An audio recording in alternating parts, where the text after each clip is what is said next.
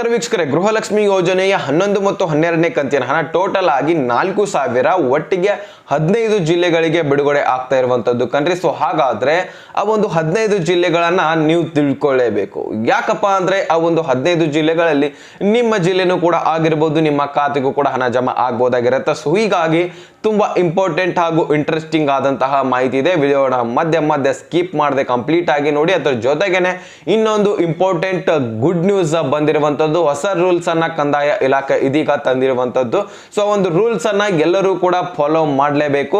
ಅದು ಏನು ಅನ್ನುವಂಥದ್ದನ್ನ ನಾನು ಹೇಳೋದಾದ್ರೆ, ಈಗ ಯಾರು ಆ ಒಂದು ರೂಲ್ಸ್ ಬಂದಿರುವಂತದ್ದು, ನಿಮ್ಮ ಹೆಸರಲ್ಲೇ ಹೊಲ ಇದೆಯಾ, ನೀವು ಕೂಡ ಒಂದು ಮಾಹಿತಿಯನ್ನ ತಿಳ್ಕೊಳ್ಳಬೇಕು. ನಿಮ್ಮ ಹೆಸರಲ್ಲೇ ಆ ಹೊಲ, ಮನಿ, ಪ್ಲಾಟ್ಗಳು, ಯಾವುದೇ ರೀತಿಯಾದಂತಹ ಆಸ್ತಿ ಪಾಸ್ತಿಗಳು ನಿಮ್ಮ ಹೆಸರಲ್ಲೇ ಇದೆ ಅಂತ ಅನ್ಕೊಳ್ಳಿ. ನೀವೆಲ್ಲರೂ ಕೂಡ ಈ ಒಂದು ಮಾಹಿತಿಯನ್ನ ಕಡ್ಡಾಯವಾಗಿ ತಿಳ್ಕೊಳ್ಳೇಬೇಕು ಅಂತ ಕೃಷ್ಣೇ ಬೈರೇಗೌಡ ಅವರು ಹೊಸ ಮಾಹಿತಿಯನ್ನ, ಹೊಸ ರೂಲ್ಸ್ ಅನ್ನ ತಂದಿರುವಂತದ್ದು. ಅದು ಏನು ಅನ್ನುವಂಥದ್ದನ್ನ ಈ ವಿಡಿಯೋದಲ್ಲಿ ಕಂಪ್ಲೀಟ್ ಆಗಿ ನಾನು ಒಂದೊಂದಾಗಿ ತಿಳಿಸ್ತಾ ಹೋಗ್ತೀನಿ. ಕಂಪ್ಲೀಟ್ ಆಗಿ ನೋಡುವಂತಹ ಜವಾಬ್ದಾರಿ ನಿಮ್ದಾಗಿರುತ್ತೆ. ಚಾನಲ್ಗೆ ಸಬ್ಸ್ಕ್ರೈಬ್ ಮಾಡಲಿಲ್ಲ ಅಂದ್ರೆ ನಮ್ಮ ಶ್ರಮಕ್ಕೆ ವೀಕ್ಷಕರೇ ಬೇಗನೆ ಸಬ್ಸ್ಕ್ರೈಬ್ ಮಾಡ್ಕೊಳ್ಳಿ. ವಿಡಿಯೋಕ್ಕೆ ಒಂದು ಲೈಕ್ ಕೊಟ್ಬಿಟ್ಟೆ ವಿಡಿಯೋನ ನೋಡ್ಲಿಕ್ಕೆ ಸ್ಟಾರ್ಟ್ ಮಾಡಿ. ಈಗ ನಾನು ಡೈರೆಕ್ಟ್ ಆಗಿನೇ ಟಾಪಿಕ್ಗೆ ಬಂದ್ಬಿಡ್ತೀನಿ. ಇಲ್ಲಿ ನೋಡಿ, ಸಾಕಷ್ಟು ಫಲಾನುಭವಿಗಳು ಗೃಹಲಕ್ಷ್ಮಿ ಯೋಜನೆಯ 2,000 ರೂಪಾಯಿ ಅಂತೂ ಪಡಿತಾ ಇದ್ದಾರೆ.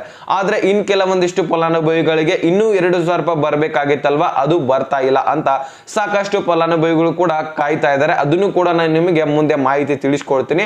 ಮೊದಲು ಈ ಒಂದು ಹೊಸ ರೂಲ್ಸ್ ಏನು ಅನ್ನುವಂಥದ್ದು, ನೀವು ಮುಖ್ಯವಾಗಿ ಗೃಹಲಕ್ಷ್ಮಿ ಯೋಜನೆಗಿಂತನೂ ಇದು ಮುಖ್ಯವಾಗಿರುವಂತದ್ದು. ಅದು 2,000 ರೂಪಾಯಿ ಬಂದ್ರೆ ಈ ಒಂದು ಮಾಹಿತಿ ಏನಿದೆ ಅಲ್ಲ, ನಿಮ್ಮ ಆಸ್ತಿ ಪಾಸ್ತಿಗಳ ಒಂದು ರೂಲ್ಸ್ ಆಗಿರುತ್ತೆ. ಅದನ್ನು ನೀವು ತಿಳ್ಕೊಳ್ಳೇಬೇಕು. ಅದು ಏನು ಅನ್ನೋಂಥದ್ದು ನೋಡಿ. ಈಗ ಇಲ್ಲಿ ಆರ್ಟಿಕಲ್ ಅನ್ನ ಕೊಟ್ಟಿದ್ದಾರೆ, ಒಂದು ಕೃಷ್ಣ ಬೈರೇಗೌಡ ಅವರು ಮಾಹಿತಿಯನ್ನ ಕೊಟ್ಟಿರುವಂತದ್ದು. ಇಲ್ಲಿ ಯಾವ ಆಸ್ತಿಯನ್ನ ಯಾವ ಜಿಲ್ಲೆಯಲ್ಲಿ ಕೂಡ ನೋಂದಣಿ ಮಾಡ್ಕೋಬಹುದು. ಕರ್ನಾಟಕ ರಾಜ್ಯದ ಯಾವುದೇ ಜಿಲ್ಲೆಯಲ್ಲಿ ಆಸ್ತಿಯನ್ನ, ಇನ್ನು ಯಾವುದೇ ಜಿಲ್ಲೆಯಲ್ಲಿ ಕೂಡ ಜನಸಂದಣಿ ಇಲ್ಲದಿರುವಂತಹ ಜಿಲ್ಲೆಗಳಲ್ಲಿ, ಅಂದ್ರೆ ಸಬ್ ರಿಜಿಸ್ಟರ್ ಕಡಿಮೆ ಇರುವಂತಹ ಜಿಲ್ಲೆಯಲ್ಲಿ ನೋಂದಣಿ ಮಾಡಿಕೊಳ್ಳಬಹುದು ಅಂತ ಹೇಳ್ತಾ ಇದ್ದಾರೆ. ಇಲ್ಲಿ ನೋಡಿ, ಯಾವ ಜಿಲ್ಲೆಯಲ್ಲಿ ಕೂಡ ನಿಮ್ಮ ಆಸ್ತಿ ಇರಲಿ, ಉದಾಹರಣೆಗೆ ಈಗ ವಿಜಾಪುರ ಜಿಲ್ಲೆಯಲ್ಲಿ ನಿಮ್ಮ ಆಸ್ತಿ ಇದೆ, ನೀವು ಅಲ್ಲೇ ಇರ್ತೀರಾ ಅಂತ ಅನ್ಕೊಳ್ಳಿ. ಆ ಒಂದು ವಿಜಾಪುರದಲ್ಲಿ ನೀವು ನೋಂದಣಿ ಮಾಡ್ಕೊಳ್ಳಿಕ್ಕೆ ಹೋಗ್ತೀರಾ, ಹೊಸ ಖರೀದಿ ಮಾಡ್ತೀರಾ ಹೊಸ ಒಂದು ಆಸ್ತಿಯನ್ನ, ಆ ಒಂದು ನೋಂದಣಿ ಮಾಡ್ಕೊಳ್ಳುವಂತಹ ಒಂದು ಸಂದರ್ಭದಲ್ಲಿ ಜನಸಂದಣಿ ತುಂಬಾ ಇರುತ್ತೆ. ಅಲ್ಲಿಯ ಒಂದು ಅಧಿಕಾರಿಗಳು ಕೂಡ ಫುಲ್ ರಶ್ ಆಗಿರುವಂತಹ ಕಾರಣಕ್ಕಾಗಿ, ಹೆಚ್ಚಿನ ಜನಸಂದಣಿ ಇರುವಂತಹ ಕಾರಣಕ್ಕಾಗಿ ಅಲ್ಲಿ ಹೋಗಿ ಇಲ್ಲಿ ಹೋಗಿ ಮಾಡಿಸ್ಕೊಳ್ಳಿ ಅದು ಅಂತ ಹೇಳ್ತಾ ಇರ್ತಾರೆ. ನಿಮ್ಗೆ ಗೊತ್ತಾಗ್ತಿರಲ್ಲ. ಇಲ್ಲಿ ಕ್ಲಿಯರ್ ಆಗಿ ಕೃಷ್ಣ ಬೈರೇಗೌಡರು ಹೇಳ್ತಾ ಇರುವಂತದ್ದು, ನೀವು ಯಾವ ಜಿಲ್ಲೆಯಲ್ಲಿ ಇರ್ತೀರಾ ಆ ಒಂದು ಜಿಲ್ಲೆಯನ್ನ ಹೊರತುಪಡಿಸಿ ಬೇರೆ ಜಿಲ್ಲೆಯಲ್ಲಿ ಕೂಡ ಹೋಗಿ, ಜನಸಂದಣಿ ಇಲ್ಲದಿರುವಂತಹ ಒಂದು ಜಿಲ್ಲೆಯಲ್ಲಿ ಹೋಗಿ ನೀವು ಈ ಒಂದು ನೋಂದಣಿಯನ್ನ ಮಾಡಿಸ್ಕೋಬಹುದು ಅಂತ ಹೇಳ್ತಾ ಇದ್ದಾರೆ. ಅಂದ್ರೆ ನೀವು ಆಸ್ತಿ ಪಾಸ್ತಿ ಯಾವುದೋ ಜಿಲ್ಲೆಯಲ್ಲಿ ಇರ್ತದೆ, ಆ ಒಂದು ಜಿಲ್ಲೆಯನ್ನೇ ಬಿಟ್ಬಿಟ್ಟು ಬೇರೆ ಜಿಲ್ಲೆಯಲ್ಲಿ ಕೂಡ ಹೋಗಿ ಆ ಒಂದು ಇದ್ದಿರುವಂತಹ ಆಸ್ತಿ ಪಾಸ್ತಿಗೆ ನಾನು ನೋಂದಣಿ ಮಾಡ್ಕೊಂಡು ಬಿಡಬಹುದಾಗಿರುತ್ತೆ. ಸೊ ಈ ಒಂದು ಯೋಜನೆಯ ಹೆಸರೇನಪ್ಪಾ ಅಂದ್ರೆ, ಒಂದೇ ಸ್ಟೇಟ್ ಒಂದೇ ರೂಲ್ಸ್ ಅನ್ನುವಂತಹ ಒಂದು ಸ್ಕೀಮ್ ಅನ್ನ, ಯೋಜನೆಯನ್ನ ಜಾರಿ ಮಾಡಿರುವಂತದ್ದು. ಇಲ್ಲಿ ನೋಡಿ, ಮೊದಲು ಹೀಗಿರ್ಲಿಲ್ಲ. ಯಾವುದೇ ಜಿಲ್ಲೆಯಲ್ಲಿ ಆಸ್ತಿ ಇರುತ್ತೆ ನೋಡಿ, ಆ ಜಿಲ್ಲೆಯಲ್ಲಿ ಆಯಾ ತಾಲೂಕಿನಲ್ಲಿ ಹೋಗಿ ಸಬ್ ರಿಜಿಸ್ಟರ್ ಆಫೀಸ್ಗಳಲ್ಲಿ ಹೋಗಿ ಮಾತ್ರ ನೋಂದಣಿ ಮಾಡ್ಕೋಬೇಕು. ಇಲ್ಲೊಂದು ಇಲ್ಲಿ ಕೇಳಿ, ನೀವು ಯಾವ ಜಿಲ್ಲೆಯಲ್ಲಿ ಇರ್ತೀರಲ್ವಾ ಅಲ್ಲಿಯೇ ಹೋಗಿ, ಅಲ್ಲಿಯೇ ತಾಲೂಕಿನಲ್ಲಿ ಹೋಗಿ ನೀವು ರಿಜಿಸ್ಟರ್ ನೋಂದಣಿಯನ್ನ ಮಾಡ್ಕೋಬೇಕು. ಎಷ್ಟು ದಿನಗಳ ಕಾಲ ಆಗಲಿ ಅಥವಾ ಎಷ್ಟೇ ಜನಸಂದಣಿ, ಎಷ್ಟೇ ಜನ ಸಾಲ ಇರಲಿ, ನೀವು ಅಲ್ಲೇ ಹೋಗಿ ಮಾಡಿಸ್ಕೋಬೇಕು ಅನ್ನುವಂತಹ ರೂಲ್ಸ್ ಇತ್ತು. ಆ ಒಂದು ರೂಲ್ಸ್ ಅನ್ನ ತೆಗೆದುಹಾಕಿದ್ದಾರೆ. ಇದು ಎಲ್ಲಿ ಸೀಮಿತ ಇತ್ತು ಅಂದ್ರೆ ಬೆಂಗಳೂರಿನಲ್ಲಿ ಮಾತ್ರ ಸೀಮಿತ ಇತ್ತು. ಅಲ್ಲಿ ಎಲ್ಲಿ ಬೇಕಾದ್ರೂ ಹೋಗಿ ನೀವು ನೋಂದಣಿ ಮಾಡಿಸ್ಕೋಬಹುದು ಅಂತ ಒಂದು ಸೀಮಿತ ಇತ್ತು. ಆದ್ರೆ ಇಲ್ಲಿ ಹಾಗಿಲ್ಲ. ಈಗ ಎಲ್ಲಾ ಜಿಲ್ಲೆಯಲ್ಲಿ ಕೂಡ ನೋಂದಣಿ ಮಾಡ್ಕೊಳ್ಳುವಂತಹ ಅವಕಾಶವನ್ನ ಕೊಡ್ತಾ ಇರುವಂತದ್ದು ರಾಜ್ಯ ಸರ್ಕಾರ ವೀಕ್ಷಕರೇ. ಸೊ ಇಲ್ಲಿ ನೋಡಿ, ಈ ಒಂದು ಯೋಜನೆ ಮೂಲಕ ಕರ್ನಾಟಕ ರಾಜ್ಯದ ಯಾವುದೇ ಜಿಲ್ಲೆಗಳಲ್ಲಿ ಕೂಡ ನೋಂದಣಿ ಮಾಡ್ಕೋಬಹುದು. ಬೆಂಗಳೂರಿನಲ್ಲಿ ಮಾತ್ರ ಇದೆ ಅಂತ ಹೇಳಿನಲ್ಲ. ಸೊ ಅದೇ ರೀತಿ ಕೊಟ್ಟಿರುವಂತದ್ದು. ಇಲ್ಲಿ ಆಗಸ್ಟ್ 1 ಅಂತ ಕೊಟ್ಟಿದ್ದು. ಇಲ್ಲಿ ಈಗಾಗಲೇ ಕೆಲವೊಂದಿಷ್ಟು ಜಿಲ್ಲೆಗಳಲ್ಲಿ, ಅಂದ್ರೆ 3-4 ಜಿಲ್ಲೆಗಳಲ್ಲಿ ಸ್ಟೆಪ್ ಬೈ ಸ್ಟೆಪ್ ಬಿಡುಗಡೆ ಮಾಡ್ತಾರೆ, ಅಂದ್ರೆ ಈ ಒಂದು ಜಾರಿ ಮಾಡ್ತಾರೆ. ಈ ಒಂದು ಜಿಲ್ಲೆಗಳದವರು ಈ ಒಂದು ಜಿಲ್ಲೆಗಳಲ್ಲಿ ಹೋಗಿ ನೀವು ಮಾಡಿಸ್ಕೋಬಹುದು ಅಂತ ಈ ರೀತಿಯಾಗಿ ಸ್ಟೆಪ್ ಬೈ ಸ್ಟೆಪ್ ಬಿಡ್ತಾ ಹೋಗ್ತಾರೆ. ಇದೇ ರೀತಿಯಾಗಿ ಹಂತವಾಗಿ ಎಲ್ಲ ಜಿಲ್ಲೆಗಳಿಗೂ ಕೂಡ ಈ ಒಂದು ಅವಕಾಶವನ್ನ ಕಲ್ಪಿಸಿ ಕೊಟ್ಬಿಟ್ಟು, ನೀವು ಏನ್ ಮಾಡ್ತೀರಾ, ಈ ಜಿಲ್ಲೆದಲ್ಲಿ ಇದ್ರೆ ನೀವು ಮತ್ತೊಂದು ಜಿಲ್ಲೆಗಳಿಗೆ ಹೋಗಿ ನಿಮ್ಮ ಒಂದು ಆಸ್ತಿ ಪಾಸ್ತಿಗಳನ್ನ ನೋಂದಣಿ ಮಾಡ್ಕೋಬಹುದು ಅಂತ ಒಂದು ಮಾಹಿತಿಯನ್ನ ಇಲ್ಲಿ ಕೃಷ್ಣ ಬೈರೇಗೌಡರು ಹೊರಡಿಸಿರುವಂತದ್ದು. ಸೊ ನೀವು ಬೇಕಾದ್ರೆ ನಿಮ್ಮ ಒಂದು ಜಿಲ್ಲೆಯಲ್ಲಿ ತುಂಬಾನೇ ರಶ್ ಇದೆ, ಏನಪ್ಪ ಅಂದ್ರೆ ಅಧಿಕಾರಿಗಳು ನಿಮ್ಗೆ ಹತ್ರ ಸರಿಯಾಗಿ ವರ್ತನೆ ಮಾಡ್ಕೊಳ್ಳಿಲ್ಲ ಅಂದ್ರೆ ಸಿಕ್ಕಾಪಟ್ಟೆ ಜನಸಂಖ್ಯೆ ಇರುವಂತಹ ಕಾರಣಕ್ಕಾಗಿ ಅವ್ರಿಗೂ ಕೂಡ ಟೆನ್ಷನ್ ಆಗ್ತಾ ಇರತ್ತೆ. ಸೊ ಬೇಗ ಬೇಗ ಕೆಲಸ ಮಾಡ್ಲಿಕ್ಕೆ ಆಗ್ತಾ ಇರಲ್ಲ. ಸೊ ಅಂತಹ ಪರಿಸ್ಥಿತಿನಲ್ಲಿ ನೀವು ಸರ್ವರ್ ಇಶ್ಯೂನು ಅದು ಇದು ಕಾಡ್ತಾ ಇರತ್ತೆ. ನೀವು ಏನ್ ಮಾಡ್ಬೇಕು, ಬೇರೆ ಜಿಲ್ಲೆಗಳಿಗೆ ಹೋಗಿ ಆರಾಮಾಗಿ ನಿಮ್ಮ ಪರಿಚಯದವರು ಇರ್ತಾರೆ ನೋಡಿ, ಅಲ್ಲಿ ಹೋಗಿ ನೀವು ಮಾಡಿಸ್ಕೋಬಹುದಾಗಿರುತ್ತೆ. ಜನಸಂದಣಿ ಇಲ್ಲದಿರುವಂತಹ ಒಂದು ಸ್ಥಳಗಳಲ್ಲಿ ಹೋಗಿ ಮಾಡಿಸ್ಕೋಬಹುದು. ಸೊ ಇದ್ರ ಬಗ್ಗೆ ಇಷ್ಟು ಕ್ಲಾರಿಫಿಕೇಶನ್ ಇತ್ತು, ನಾನು ನಿಮಗೆ ತಿಳಿಸ್ಕೊಟ್ಟಿದ್ದೀನಿ. ಸೊ ಇದ್ರ ಬಗ್ಗೆ ಆದ್ರೆ ಈಗ ಗೃಹಲಕ್ಷ್ಮಿ ಯೋಜನೆ ಕಡೆ ಬಂದ್ಬಿಡೋಣವಾ. ಇಲ್ಲಿ ನೋಡಿ, ಗೃಹಲಕ್ಷ್ಮಿ 2,000 ರೂಪಾಯಿ ಅಂತೂ ಜಮಾ ಆಗ್ತಾ ಇರುವಂತದ್ದು. ಸೊ ನಿಮ್ಗೆ ಇನ್ನೂ ಕೂಡ ಜಮಾ ಆಗಿಲ್ಲ ಅಂದ್ರೆ ಇನ್ನೂ ಟೈಮ್ ಇದೆ, ಅದ್ರ ಬಗ್ಗೆ ಏನು ತಲೆ ಕೆಡಿಸ್ಕೊಳಕ್ ಹೋಗ್ಬೇಡಿ, ಇನ್ನೂ ಜಮಾ ಆಗ್ತಾನೆ ಇರತ್ತೆ. ಸೊ ಜಮಾ ಆಗತ್ತೆ ಅಂತ ಅನ್ಕೊಳ್ಳಿ. ಏನಾದ್ರೂ ಫೇಕ್ ಡಾಕ್ಯುಮೆಂಟ್ಸ್ಗಳು ಅದು ಇದು ಅಂತ ಇದ್ದವರಿಗಂತೂ ಜಮಾ ಆಗಲ್ಲ. 100% ಎಲ್ಲನೂ ಕೂಡ ಡಾಕ್ಯುಮೆಂಟ್ಸ್ಗಳನ್ನ ರಿವೆರಿಫಿಕೇಶನ್ ಮಾಡಿಬಿಟ್ಟಿದ್ದಾರೆ. ಯಾರ್ಯಾರ್ದು ಇನ್ನು ಸರ್ವರ್ ಇಶ್ಯೂ ಮತ್ತೆ ಸರ್ವರ್ ಇಶ್ಯೂ ಟೆಕ್ನಿಕಲ್ ಇಶ್ಯೂದಿಂದ ಆದಾಯ ಟ್ಯಾಕ್ಸ್ ಫೇರ್ ಅಂತ ಬರ್ತಾ ಇದ್ದವರು ಕೂಡ ನೀವು ಹೋಗಿ ಒಂದು ಕೆಲಸ ಮಾಡ್ಬೇಕಂತ ನಾನು ಈಗಾಗಲೇ ಕೆಲವೊಂದಿಷ್ಟು ವಿಡಿಯೋಗಳಲ್ಲಿ ಹೇಳಿದ್ದೀನಿ. ಆ ಒಂದು ದೃಢೀಕರಣ ಪತ್ರವನ್ನ ಸಲ್ಲಿಸಬೇಕಂತ ಕೂಡ ಹೇಳಿದ್ದೀನಿ. ಸೊ ಒಂದು ಕೆಲಸ ಮಾಡಿದ್ದೆ ಆದ್ರೆ ನಿಮಗೂ ಕೂಡ ಹಣ ಜಮಾ ಆಗ್ತಾ ಇರತ್ತೆ. ಸೊ ಇನ್ನು 2,000 ರೂಪಾಯಿ ಆದ್ರೂ ಬಂದವರಿಗೆ ಇನ್ನೊಂದು ಕನ್ಫರ್ಮ್ ಏನಾಗುತ್ತೆ ಅಂದ್ರೆ ಗೃಹಲಕ್ಷ್ಮಿ ಯೋಜನೆಗೆ ನೀವು ಎಲಿಜಿಬಲ್ ಇದೀರಾ ಅನ್ನುವಂಥದ್ದು ಡೆಫಿನೆಟ್ ಆಗಿ ಕನ್ಫರ್ಮ್ ಆಗತ್ತೆ. 100% ನೀವು ಇನ್ಮೇಲಿಂದ ಗೃಹಲಕ್ಷ್ಮಿ ಯೋಜನೆ ಪಡಿತಾ ಹೋಗ್ಬೋದು. ಇದೇ ರೀತಿಯಾದಂತಹ ಯಾವುದೇ ರೀತಿಯ ಒಂದು ಯೋಜನೆ ಬರಲಿ, ಹೊಸ ಯೋಜನೆಗಳು, ಅದಕ್ಕೂ ಕೂಡ ನೀವು ಎಲಿಜಿಬಲ್ ಇರ್ತೀರಾ ಅನ್ನುವಂಥದ್ದು ಕನ್ಫರ್ಮ್ ಆಗ್ತಾ ಇದೆ ವೀಕ್ಷಕರೇ. ಸೊ ಅದಕ್ಕೋಸ್ಕರ 2,000 ರೂಪಾಯಿ ಆದ್ರೂ ಬರ್ಲಿ ಅಂತ ಅನ್ನುವಂಥದ್ದು ನನ್ನ ಅನಿಸಿಕೆ ನಿಮ್ಗೆ ಹೇಳ್ತಾ ಇರುವಂಥದ್ದು. 2,000 ರೂಪಾಯಿ ಆದ್ರೂ ಜಮಾ ಆಗ್ಲಿ ನಿಮ್ಗೆ ಮುಖ್ಯವಾಗಿ. ನಂತರ ಇನ್ನೊಂದು 2,000 ರೂಪಾಯಿ ಬಗ್ಗೆ ವಿಚಾರ ಮಾಡೋಣ. ಓಕೆ, ಈಗ 2,000 ರೂಪಾಯಿ ಬಂದಿದೆ ಅಂತ ಅನ್ಕೊಳ್ಳಿ. 2,000 ರೂಪಾಯಿ ಬಂದ್ಮೇಲೆ ಇನ್ನು 2,000 ರೂಪಾಯಿ ಯಾವಾಗ ಬರುತ್ತೆ? ನಮ್ಗೆ ಟೋಟಲ್ ಆಗಿ 4,000 ಕೊಡ್ತೇವಂತ ಸರ್ಕಾರನೇ ಹೇಳಿತ್ತು. ಇನ್ನು ಕೆಲವೊಂದಿಷ್ಟು ಫಲಾನುಭವಿಗಳಿಗೆ 4,000 ಒಟ್ಟಿಗೆ ಕೂಡ ಜಮಾ ಆಗಿದೆ ಅಂತಾನು ಕೂಡ ನೀವು ಹೇಳ್ಬೋದು. ಹೌದು, ನಿಜ, ಜಮಾ ಆಗಿರುವಂತದ್ದು 2 ವಾರದ ಹಿಂದ್ಗಡೆ ಜಮಾ ಆಗಿದೆ. ಈ ಒಂದು 533 ಕೋಟಿ ಏನ್ ಫಂಡ್ ರಿಲೀಸ್ ಮಾಡಿದ್ರಲ್ಲ, ಅದಕ್ಕಿಂತ ಮುಂಚಿತವಾಗಿ 4,000 ರೂಪಾಯಿ 5ರಿಂದ 10% ಫಲಾನುಭವಿಗಳಿಗೆ ಮಾತ್ರ ಜಮಾ ಆಗಿದೆ. ಆ ಒಂದು ಫಲಾನುಭವಿಗಳಿಗೆ 11 ಮತ್ತು 12ನೇ ಕಂತಿನ ಆವಾಗ ಜಮಾ ಆಗಿದೆ, ಇನ್ಮೇಲೆ ಆಗುವುದಿಲ್ಲ.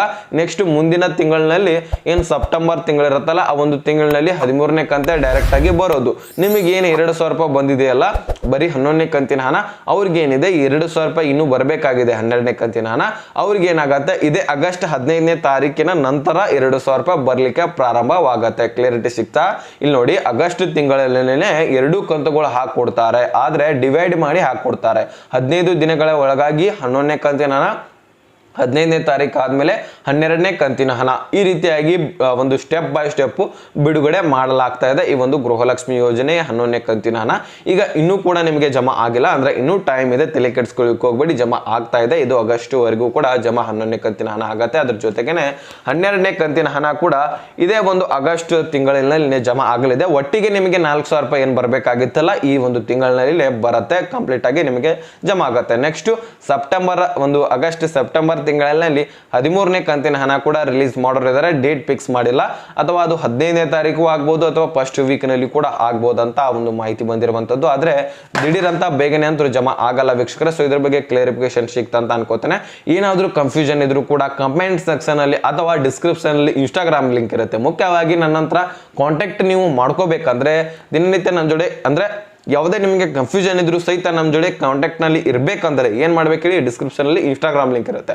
ಸೊ ಅಲ್ಲಿಂದ ಹೋಗಿ ನನಗೆ ಮೆಸೇಜ್ ಮಾಡಿದ್ರೆ ನಾನು ಡೈರೆಕ್ಟ್ ಆಗಿ ನಿಮಗೆ ಸಪರೇಟ್ ಆಗಿ ಮಾಹಿತಿಯನ್ನು ತಿಳಿಸ್ಕೊಡ್ತೀನಿ ವೀಕ್ಷಕರ. ಸೊ ಒಂದು ಕೆಲಸವನ್ನ ಮಾಡ್ಕೋಬಹುದು, ಡಿಸ್ಕ್ರಿಪ್ಷನ್ ಅಲ್ಲಿ ಇನ್ಸ್ಟಾಗ್ರಾಮ್ ಲಿಂಕ್ ಇರುತ್ತೆ. ಓಕೆನಾ? ಕ್ಲಿಯರಿಟಿ ಸಿಕ್ಕಿದ್ರೆ ಯಾವುದೇ ಕನ್ಫ್ಯೂಷನ್ ಇದ್ರೂ ಕೂಡ ಅಲ್ಲಿ ಕೇಳಬಹುದು. ಈಗ ನಿಮಗೆ ಗೃಹಲಕ್ಷ್ಮಿ ಯೋಜನೆಗೆ ಸಂಬಂಧಪಟ್ಟಂತೆ 11ನೇ ಕಂತಿನ ಹಣ 2,000 ರೂಪಾಯಿ ಮಾತ್ರ ಯಾಕೆ ಜಮಾ ಆಗ್ತಾ ಇದೆ, ಇನ್ನು ಉಳಿದಂತಹ 2,000 ರೂಪಾಯಿ ಯಾಕೆ ಬರ್ತಾ ಇಲ್ಲ, ಮತ್ತೆ 13ನೇ ಕಂತಿನ ಹಣ ಯಾವಾಗ ಬರುತ್ತೆ ಅಂತ ಕೆಲವೊಂದಿಷ್ಟು ಫಲಾನುಭವಿಗಳು ಕೇಳ್ತಾ ಇದ್ರು. ಯಾಕಂದ್ರೆ ಅವರಿಗೆ 4,000 ಹಣ ಒಟ್ಟಿಗೆ ಜಮಾ ಆಗಿರುವಂತದ್ದು. ಸೊ ವೀಕ್ಷಕರೇ, ಇನ್ನು 11 ಮತ್ತು 12ನೇ ಕಂತಿನ ಹಣ ಕ್ಲಿಯರ್ ಆದ ತಕ್ಷಣ 13ನೇ ಕಂತಿನ ಹಣ ರಿಲೀಸ್ ಮಾಡೋದು. ಅಲ್ಲಿವರೆಗೂ ಕೂಡ 13ನೇ ಕಂತಿನ ಹಣ ರಿಲೀಸ್ ಆಗೋದಿಲ್ಲ. ಕ್ಲಿಯರಿಟಿ ಇರಲಿ.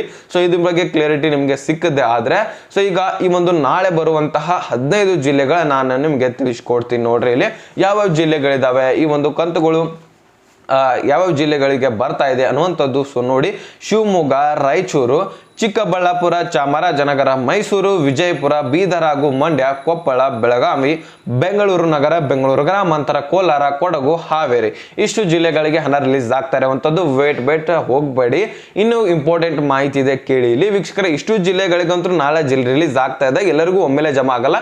ಇನ್ನು ಕೆಲವೊಂದಿಷ್ಟು ಫಲಾನುಭವಿಗಳ ಡಾಕ್ಯುಮೆಂಟ್ಸ್ಗಳು ವೆರಿಫಿಕೇಶನ್ ಮಾಡೋದಿದೆ ಅಂತೆ. ಆ ಒಂದು ವೆರಿಫಿಕೇಶನ್ ಮಾಡ್ತಾ ಯಾರು ಎಲಿಜಿಬಲ್ ಇರ್ತೀರಾ ಅವ್ರಿಗೆಲ್ಲರಿಗೂ ಕೂಡ ಹಣ ಜಮಾ ಆಗ್ತಾ ಇದೆ. ಇನ್ನೊಂದು ಇಂಪಾರ್ಟೆಂಟ್ ಏನಪ್ಪಾ ಅಂದ್ರೆ, ನಿಮಗೆ ಹಣ ಬರ್ತಾ ಇಲ್ಲ ಅಂತ ಕುಳಿತುಕೊಳ್ಳೋಕೆ ಹೋಗಬೇಡಿ.